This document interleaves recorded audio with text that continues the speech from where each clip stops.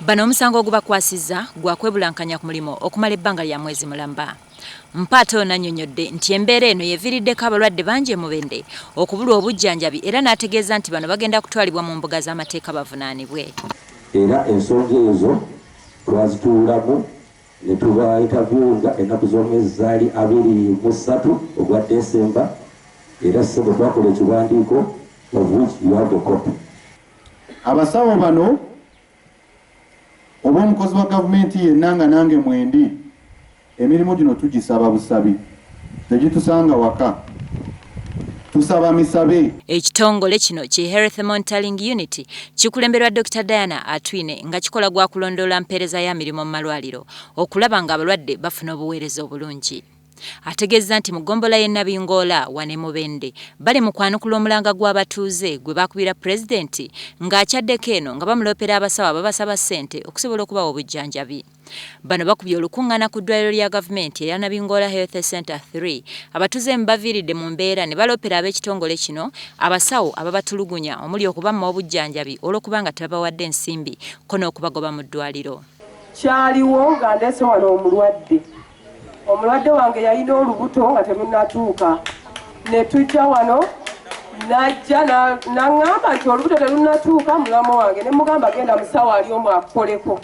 Musawo bwe yayingira musawo n'amugamba nti oyina gloves ne pamba. Omukazi n'agamba tayina, n'amugamba oyina ssente, n'amugamba tayina, n'agamba fuluma. Omusawo oyo lwaki akyasaswa yabafa akyaliwo wano oba kubanga waaba waali egyo ensonga muba mugindekera ffe tulina engeri endala gye tusobola okukola ki okubikwatamu ne bisobola okuggwa mu ngeri ey'amangu. Mukyala senga aba alumwa okuzaala wano tulina okujja ne giravuzi kiveera byonna bitusabwa wano tuyinza okuba nga tubiwaayo olw'obutabaawo kati mwabaze mubituleetedde tuteese nga tuli bagumu mbu tunaabisangangawo. Basibumbatuma twagala kumanya nsonga ki eweesa abasawo omusalo omutono nga tunaba kubanenya kubaddagala ng'ensimbi nnyingi ezitibwa mu gavumenti wano babba obuwumbi n'obukadde bwa ssente naye bano bemugamba nti bapapanado bakotamu zikimanyi bamubba nibaweewo ssente obutono ennyo omubaka wa palamenti n'afuna obukadde 3 okudda waggulu mazima gennyini. Waliwo embeera oba entegeka ez'okwongeza emisaala gy'abasawo. Ebyo ensonga ezo zikyali mu palamenti ya Uganda kuba yeesalawo ssente zigendawa era zigenda kukola ki. Nakabugo Esther nga mutuuze we Nabingoola ategeeza nti yatuuka ku ddwaliro lino omusawo n'agaana okumukolako ng'amumye ssente okutuuka lwe baafuna mulerwa n'amuzaalisa mu ddwaliro lya gavumenti.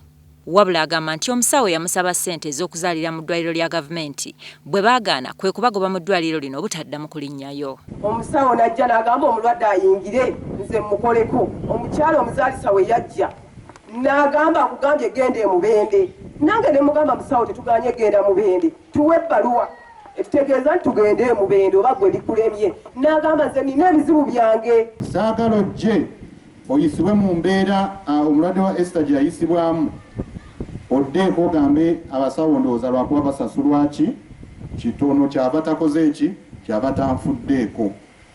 Abasawo baffe bano bwe tulina tubassaamu ekitiibwa naye njagala obbagamba nti bali wano kuweereza mmwe. Naye abakazi abafunye embuto bwe tubaleeta wano okuzaala tusanga obuzibu awo. Lumu naleeta wano mukazi wange nimutuusa mu kasenge nimulinyisa katanda akamu baali bakazaaliddeko naye omuzaalisa bwe yajja yawanula mukazi wange ku kitanda kiri kye batazaaliddeko n'amuteeka ku kye bazaaliddeko nga kiriko n'omusaayi n'amugamba vaayo nze kisobola kuzaalisizaako dda ku kino ekiriko n'omusaayi ng'ate tulwanyisa bulwadde bwa siriimu obutakola ki obutakwata bantu. Ekintu ekyo kyanyigiriza.